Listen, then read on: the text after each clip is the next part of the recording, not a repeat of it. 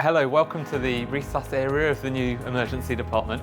My name's Ben Short, I'm one of the emergency department consultants and I'm overseeing the transition to this new Resus area. As you can see behind me, we've got 4 bays on one side and 4 on the other, and the Resus area of the department is where we manage our poorliest patients. So those people that come in that need to be managed immediately will come straight off the ambulances into this area.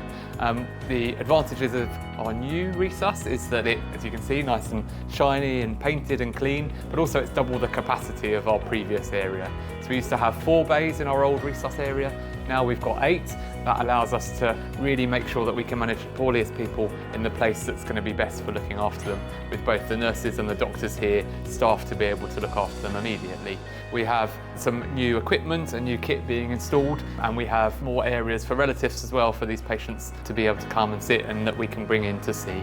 One of the other advantages, as you can see behind me with the bays, is that they're all individual bays, so rather than relying on curtains for privacy, we have much more space and ability for patients to improve that experience. This Resus department is for the poorliest patients that present to an emergency department.